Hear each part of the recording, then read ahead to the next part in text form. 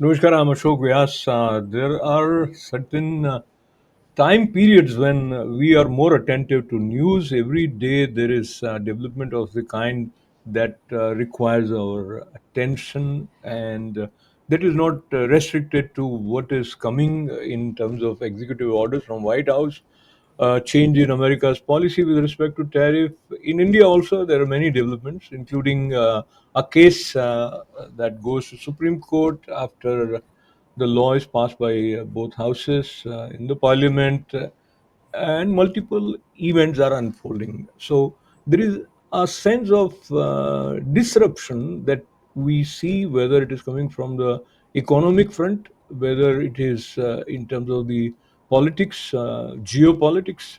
So we have our two esteemed panelists today who will be helping us in making a sense of these disruptive developments. So let me have the pleasure of welcoming Dr. Sudhir Bisht from New Delhi and Nagendera right here from Atlanta in America, of course. So, if we look at the current scenario, Sudhirji, from the point of view of how you perceive now the situation with respect to the changing tone that we are hearing from White House, 90-day pause to the tariff that was announced, then a little bit of space given to computer and iPhones. Still, I think it is something which is developing and evolving. But allow me also to mention that senior representatives of America are visiting India frequently, whether it was Tulsi Gabbard or like Monday itself, we have the visit of America's vice president, whose wife happens to be of Indian origin. So, how do you see this settling down and how to deal with it? Actually, the I don't know if it can truly be called settling down or if it is just a lull before the storm. But I think, see, the mightiest of men in today's world, they cannot defy the basic tenets of economy or economics. It is like this. When America decided that they will concentrate on science and technology, and essentially they will focus on IP, the intellectual property, and they will allow the manufacturing hubs, the manufacturing part to be outsourced to the other countries, so that they are all the time focusing on creativity and innovation. It was done by the American leaders of that era by choice, and that is how it panned out eventually. So suddenly, if you want to bring back to US, if you want to bring back to US all the manufacturing, this is not going to happen overnight or even over 1 year. This is a long haul. That is my first submission. Number two is that you know President Trump is a business person. Some people say that he is too much of a egoist and what have you, but I think he is a very sound business person. So he has also perhaps understood that what he has done has not panned out the way he would have liked it to pan out. So that is why this thaw and this period of inactivity, wherein they say, okay, 90 days, let's wait for 90 days and let us see what happens. So right now, so everybody is now rushing orders. Okay, let's put on the plane all the iPhones from India in 20 days. So that is what is happening. So ultimately, what will happen? Will the customs inspector sitting on the port, will he be able to actually calculate the duty or not? It is a mystery. Okay, but I believe that in 90 days things will get clearer, and ultimately one has to realize that tariff is not a solution to trade imbalance. A trade imbalance cannot be addressed solely by tariff. So Well, these are my yeah. initial thoughts. Absolutely. Well taken, Sudhiri. And Nagendra, you are right here from Atlanta, an entrepreneur who is directly affected or indirectly affected by government policies. And in the sector of technology, while we have Elon Musk, is Tesla getting hit in China because of this policy. But very significant development last week was related to American policy making NVIDIA to stop sending his chips to China.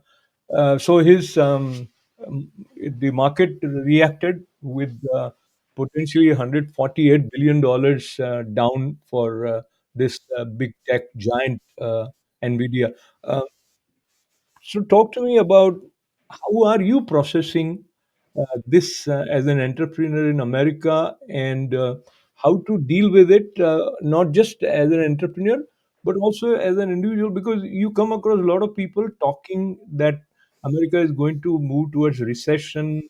There'll be a commodity price multiplying, and so there is a sense of anxiety. So why we are discussing today is how to deal with the disruptive developments in a broad context. We'll also go to India, Nagendra ji.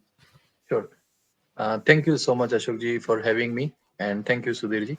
So, thank you for first of all the topic of this session is you have chosen very nicely, or you worded very nicely, like dealing with the disruptive developments. Yes, of course, we are in that disruption, and things are evolving fast, but the way things are evolving, if we are trying to respond to it, it will called as a reaction. And probably that's why I think Dr. Sudhir also mentioned in terms of how we should be, wait and watch, and then gradually in 30, 60, 90 days things will change. Somebody will adjust, somebody will not, and then there will be some negotiation happens. And it tariff is not just one of the thing. It is like for an entire economy there are multiple parameters to bring that balance back, and who is influencing right now by doing what, that we need to understand. And then market, and I am talking to several people, and I interact with so many people in the world from different part of the geography, and they also say, okay, what is happening, okay, what is happening in Canada, what is happening in US, because these are the leading job providers, or the kind of settled countries, where if they get little bit of shake, then the entire world is getting impacted. So that's why the share market or the down, all those things are coming down, and prices are going up, and so many things. So I think we should wait and watch. But at the same time, my suggestion would be to any individual or to any entrepreneur, or in my experience, it's like don't react to it immediately, because things will change periodically. Eventually it might take 1 week or 1 month or 1 year, based on the decision what different leaders across the globe they are taking, whether it's China or India or whoever. So that is my first take on that. Yeah, wonderful.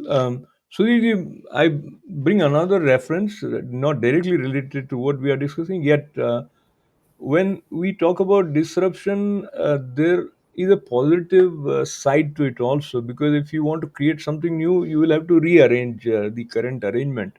And in that context, the initiative taken by America under the leadership of President Trump to bring about an end to war between Ukraine and Russia.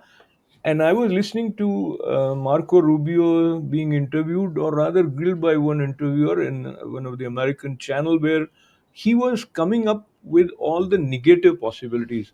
And Marco Rubio was saying that this is what we want. So if you keep on calling names to say Putin, is that going to help, etc.? So what my question to you is, in order to sustain hope, you need to have a positive mindset. And in order to explore possibilities, you need a broad vision. So, what we are referring to as disruption, what kind of approach you would recommend for entrepreneurs, Sudhir? See, in terms of see, if you want me to talk a bit about the ongoing conflict in Russia and between Russia and Ukraine, well, actually, I think all parties are looking for a face-saving way out. Mhm. This war is not taking anybody anywhere. So if the war is to, if it is going to be ceasefire today and status quo is maintained, then Russia also has a face-saving thing that okay, we have taken this part of the territory and we have done this. And Ukraine, of course, the very fact that the war is suspended, it's a big relief for Ukraine. So I think it requires mature statesmen to sit together and to allow each one elbow room. See, if you remember, India badly mauled Pakistan in the Bangladesh War of Independence. But then, we allowed them a way out. There was an honorable exit. Of course, that they did not lap it up is a different matter, and they keep on, Pakistani side keeps on fingering it, a different matter. But we need to give people elbow room so that people can have honorable exits.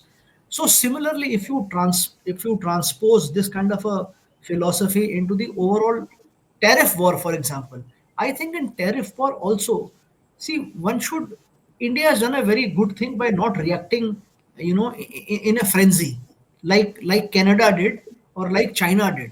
So perhaps had China also kept quiet and had it opened a door for negotiation, even China would have seen a suspension of the tariff for now, except for the 10%. See, some tariff US will have to levy. Nobody is denying that. It can't be. On the other hand, President Trump also, he has been elected by a good majority. He has to also look uh, at the overall picture. There are so many American companies which are making a lot of cash from other companies. Like you look at Google, the amount of money Google is making from advertisement. It's a massive. They don't even disclose it actually, geography wise. I'm sure Nagendra ji will agree with me. They don't even disclose it. Or the amount of money Netflix make, or the amount of money Coca-Cola and Pepsi make by supplying those concentrates, the license fees which they make. Netflix, the amount of money it makes. Amazon, so on and so forth. So these are also a lot of, see, you don't have to look at only the trade imbalance. If the trade imbalance were truly a reflection of a country's lot, then America would not have been sitting at 75, 80,000 dollar per capita GDP. The world is a market for American soft power. We call this America soft power. Who can live without Microsoft? Now think of a situation if every country in retaliation, every country bans Twitter, every country bans Facebook, every country bans YouTube, like China has, and China has its own ecosystem of this digital media. Then what will happen to these big companies? So, one has to look at it as Mr. Roy said very thoughtfully. Everybody has to look at it in a holistic manner. Tariff is a part of the overall equation in the world. It's not an insignificant part, but it is just a part of the overall relationship.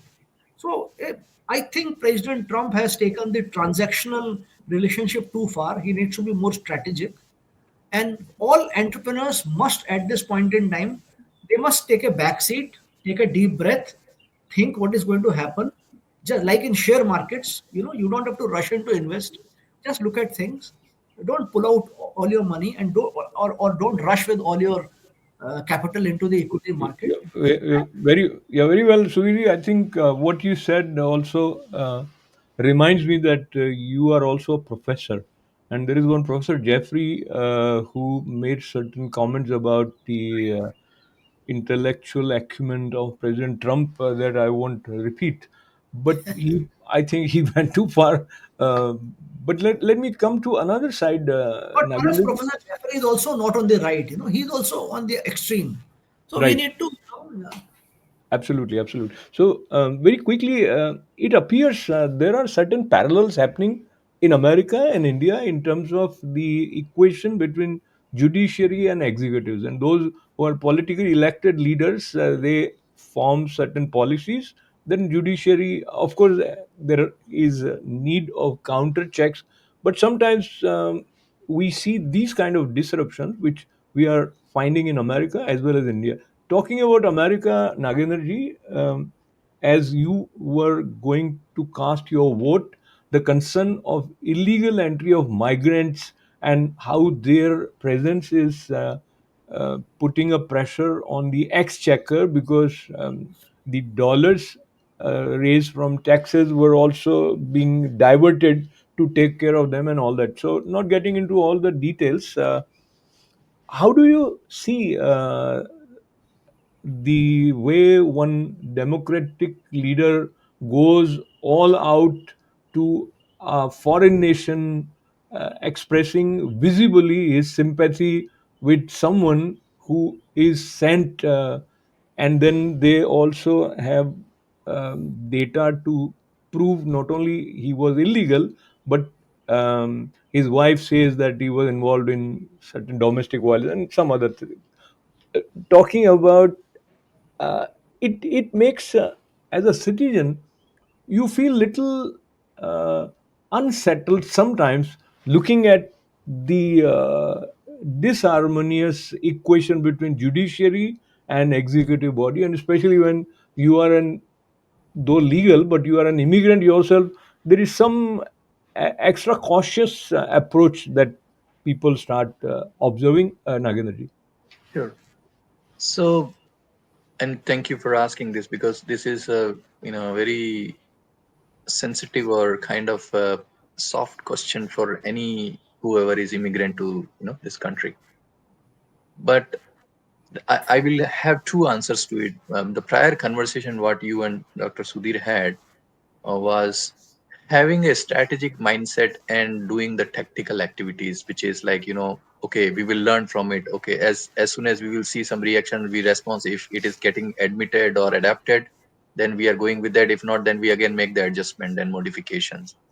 The other way is we have to be strategic and little bit of long term thinking, and then doing some tactical activities around that. That will not have that much of disruption, because you will already have the buy in from different part of the equations or the contributors from the world. Now the second question which you asked me about the immigrants and all, right? So that was again the same scenario, because face saving, because they made some promises during the election and they have to say something and they have to do something, and that way they did it, right? But how long they can do it in a very sustainable manner, and because they have to change the approach how they did it, it's about the execution Who, of those promises. when you say they, who are you referring to they? I'm saying US, right? I'm saying US. If they have to, I mean, like US have to like deport someone, or they have to, illegal they have to stop that. There are different ways to deal with it, right? Only thing is by, but they want to still send that message to the world. Okay, if something happens like this, they can do this. But at the same time, the whoever is the other party, let's say India made an point, and I think Narendra Modi and President Trump both have met and they talked about it on this. And then after that, that was not like, okay, right after that meeting, something got changed. But you see little bit of, you So here know, I beg to differ, Nagendra. I think it's not a question of election promises.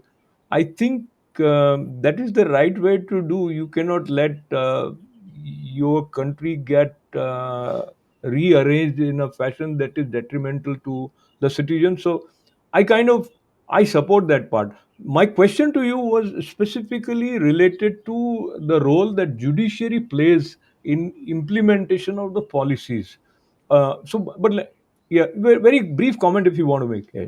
yeah. So, and you're trying to be, very specific and pointed on that, like, okay, I know the people who are doing this judiciary and all this, making policy and execution of the policy, both are like the same parties, right?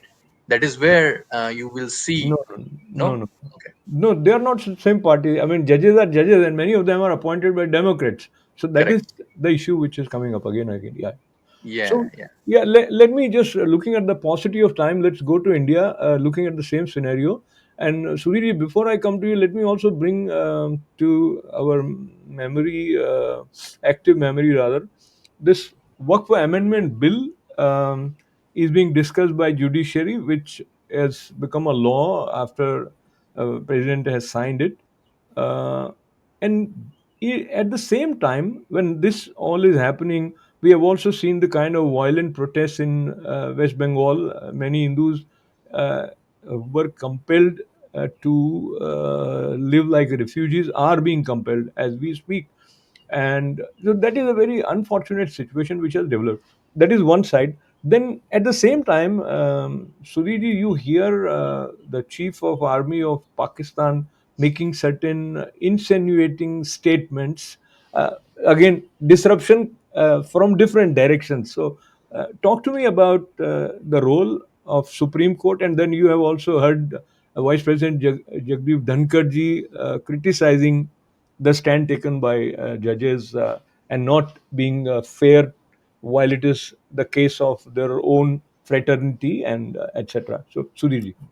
But let me start in the reverse order. I'll give a brief comment on the Pakistan's army chief. He's the first army chief who's son of a you know of a clergy, and he is the only one who's trained in the holy book of Islam, and he's the first and the only chief of army staff who quotes extensively from Quran. So he's a very different kind of a person. He has that tremendous fundamentalist mentality. So I just want to say that. So everything that he says, I tend to not believe in it, because he's basically a very very fundamental person. Although Ziaul Haq's father was also an imam, but he was a different. He was not trained as a Islamic scholar. So this one is, so he's very fundamentalist. Now coming to the disruption, like you say, between the executive, legislation, and judiciary, three arms or three pillars of democracy. They have distinct functions. Now it is a given that only Parliament can enact certain laws. Parliament will introduce bills, and if the president gives the consent, it will become an act. Where is the role of Supreme Court in this? Supreme Court comes into the picture if there are some people who are of the view that this act violates the basic doctrine of constitution, the basic doctrine of the idea of India, and especially this concept which came after SR Bommai case. So, for example, in the case of Waqf board, people who have gone to the court, and I don't know if Kapil Sibal is representing everyone. So, so many parties have gone to the court, including DMK, including I think RJD, including I am. so AIMIM. So what is their basic objection? They say that this act, it it endangers their right to practice their religion. Whereas if you see this law, this act is basically administrative act. How would Waqf administer the properties that are under its control? It does not talk about triple talaq. It does not talk about three marriages or anything. It talks about the administration of the land. So that is so. But Supreme Court has entertained these petitions. Seven petitions, large petitions, have been entertained, and they are asking pointed questions to it. There is some criticism of Supreme Court on the second count is the government of Tamil Nadu has also gone to Supreme Court against their governor. What has happened is governor of Tamil Nadu has been sitting on all the bills which have been passed by the assembly. So he's not formally giving a consent to it. So they have approached the Supreme Court, and Supreme Court has mandated, it has given a verdict that if governor does not sign this, and governor has sent it to president,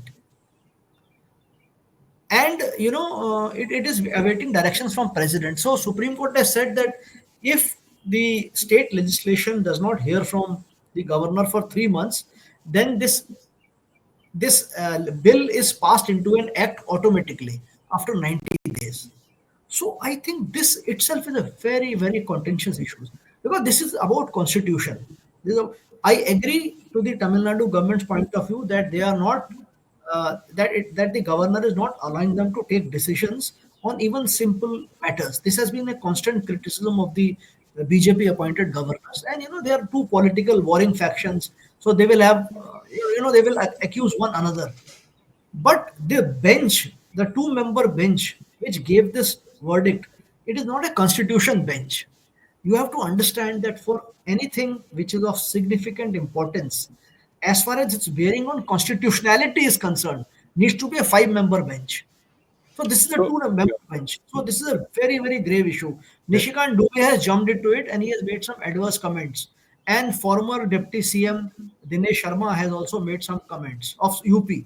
But BJP has distanced itself because it does not want to displease or to be seen as a party which is overly critical of Supreme Court. But the nation itself is divided if Supreme Court does have sweeping powers. I think a big question mark on the yeah. judiciary. Yeah, as we move towards the concluding few minutes, I'll request both of you to dive into your own way of dealing with something which involves uncertainty, where what you have projected may or may not happen. That sort of a feeling gets heightened. How do you deal with it? Let me begin with Nagendra, then we'll conclude with you, Sudhir. And let me mention the usual International Day of Yoga. Do you subscribe to practice of yoga, meditation, etc., helping someone in keeping a sense of balance, Nagendra?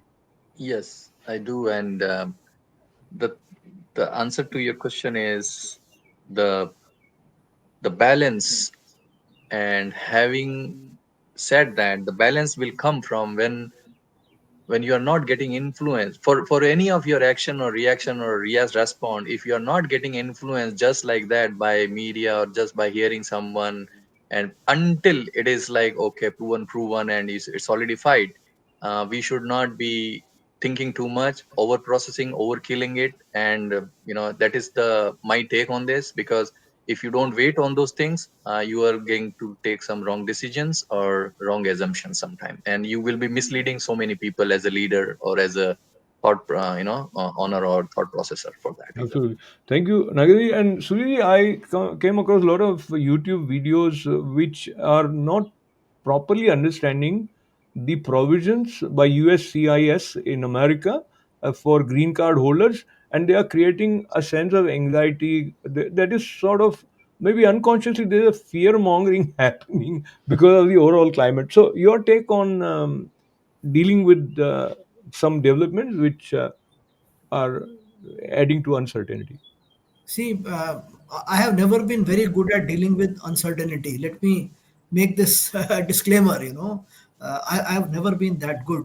So, if I have not been good at something, so what do? I rely on people who are more cool and who are more rational than me. So, when I was a young CEO, I used to depend upon my other colleagues because sometimes I used to get nervous.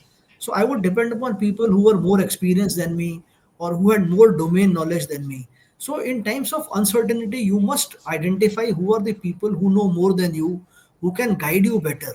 There is no shame even for a CEO, as Nagendraji is CEO, but there is no shame in asking your general manager who's more senior to you that, okay, what do you think we should deal with it? So that is number one. Number two is I always believe in an Excel sheet. See, uncertainty means that nothing is known. Otherwise, everything is risk. So if I take this decision, so if the ball is going on the off stump, should I go out and hit it for a six? If I go and hit it out for a six, 50% chances I'll connect, 50% chances I'll not connect. If I'll not connect, I'll lose my wicket. What is the impact of that on the team? Okay, there is no impact on the team. I can take a risk. I'll go out and so we must assess the risk. We must assign a factor to that risk and we must give it a quantitative value and then take a decision. I am giving all this gyan, but let me assure you, I'm No, not very good at it. So, I'm it's not very on that wonderful Gyan step by step process that you have suggested to deal with uncertainty, I think the time tells us that it is yeah, but certain that everything just concludes just in 5 seconds. For 10 seconds. example, I had wanted to teach something and I was not sure, and it was a very difficult subject. I called my professor, Dr. J.C. Gandhi, who's around 88, 89, 90 now. He taught me management. I said, "Sir, this is," and he was so glad to have stewarded me on this. There is Sudhir, no I'm shame glad to have in you, and also I am also fortunate to have been his student, and he was wonderful. Is wonderful. yes. It was wonderful talking to both of you. Thank you very much, with lots of good wishes, not only for our viewers but for each and everyone who is affected by disruptive developments wherever they are in whatever position. Once again, thanks. Namaste. thank you so much. Namaste.